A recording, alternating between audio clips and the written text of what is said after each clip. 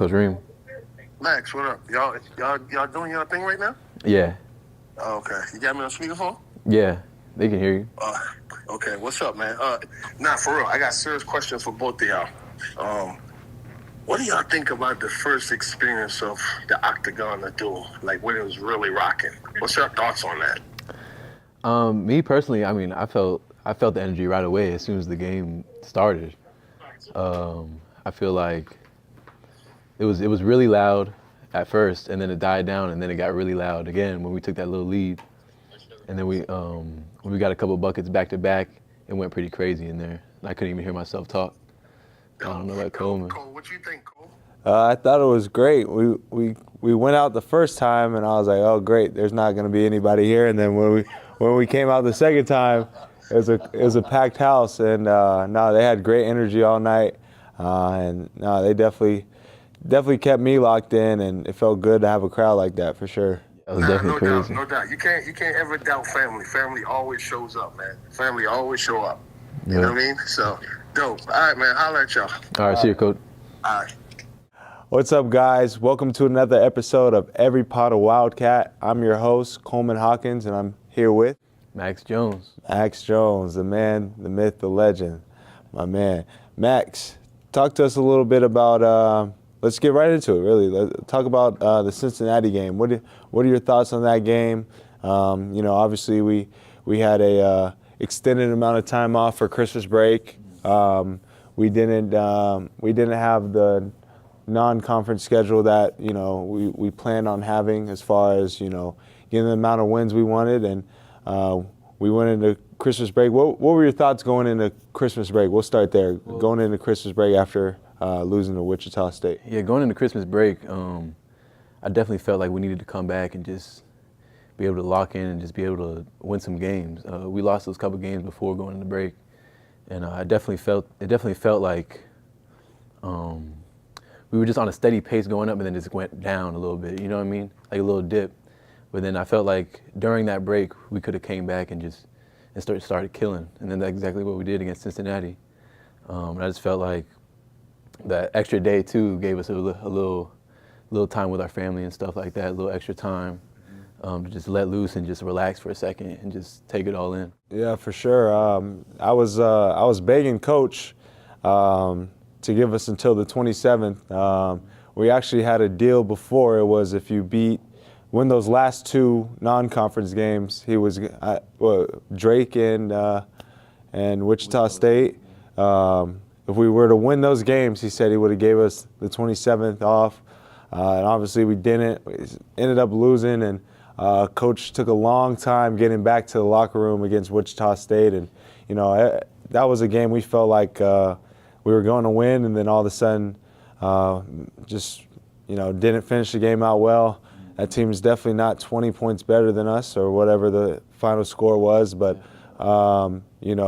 he took a long time coming back into the locker room and let us know that he was going to let us come back on the 27th. And I think it was great because for me personally, it allowed me to get away from basketball for a couple days and just enjoy time with family, which is very important, I feel like, in a season like this, especially when you've been here since June, I've been here since July, just grinding really. So that extra day was important to us, I feel like, because it made me look at Coach like he really does care about how we feel, and it just gave us an extra day to spend time with our family, spend time with our loved ones, and get our minds away from basketball. So I think it was very dope. But talk about the game against Cincinnati. You think that was the biggest game of your career, biggest win of your career, or have you had I'd bigger say wins? yeah, because I never played a ranked team in my life.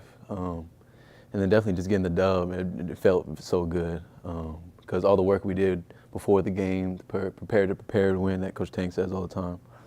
And I definitely, that week or those 3 days before the game, I could just feel a different energy in the locker room, on the court, and even off the court. Yeah, and I definitely felt it, like first 10 minutes of the game. Yeah. It felt like we had a different team, a different edge to us. Yeah, definitely. That first practice back, it was like a chill practice. I flew in the 27th. I got there around 4:30, 4 in the afternoon. We had practice at 6, I believe.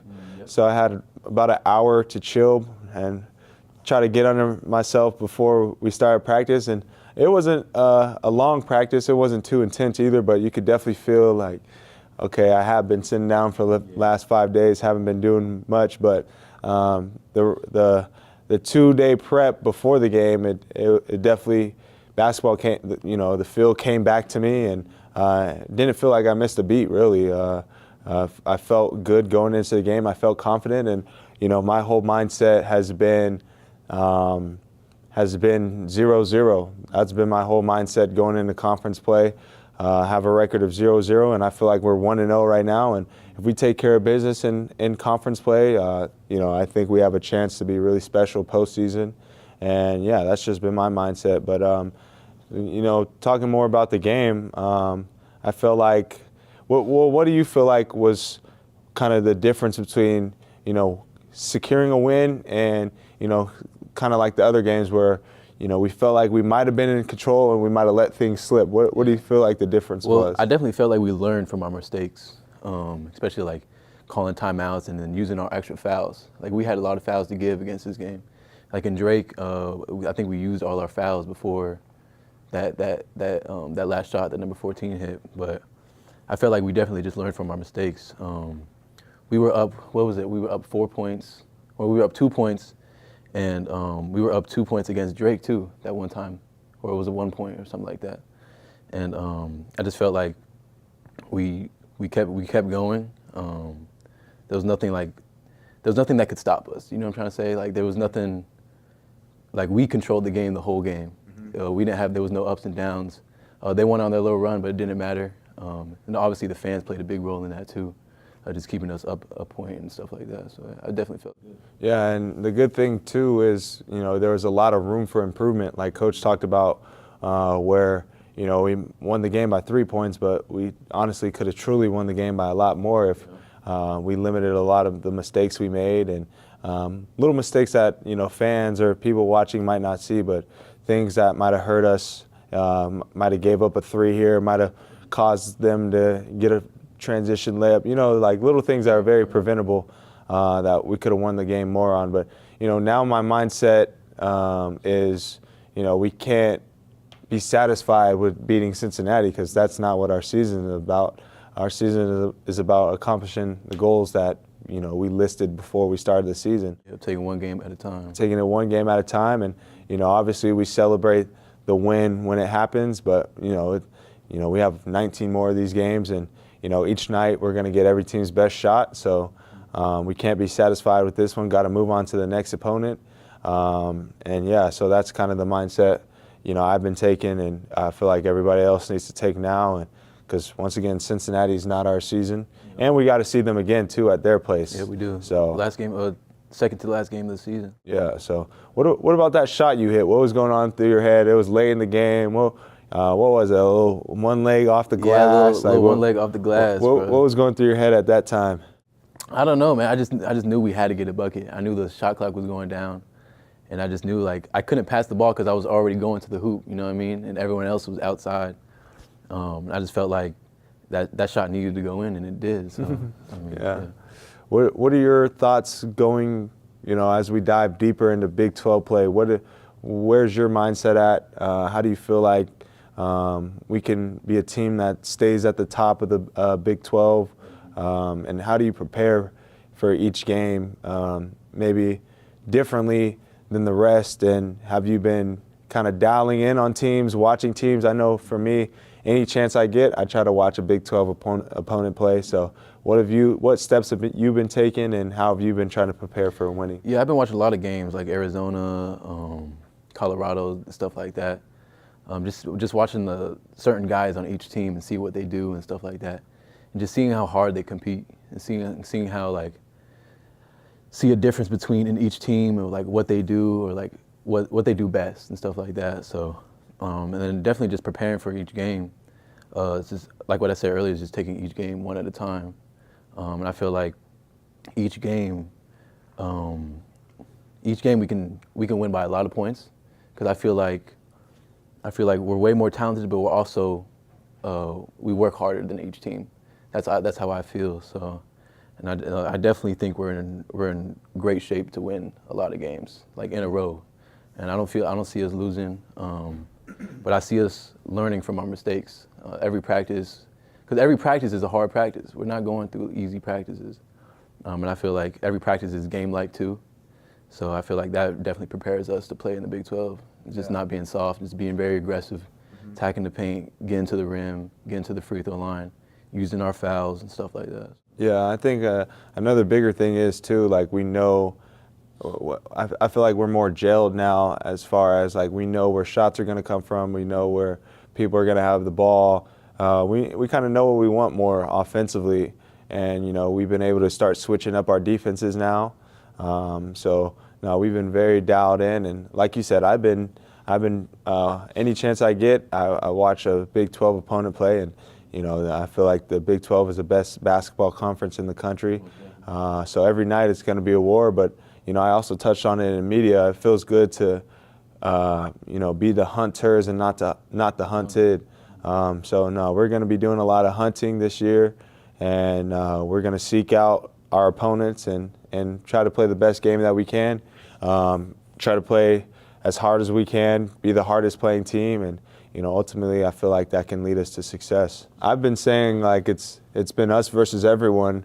What are your thoughts on like road games versus home games? Because road games, it truly is us versus everyone in that gym, but like home games, we have that extra support and love from the crowd.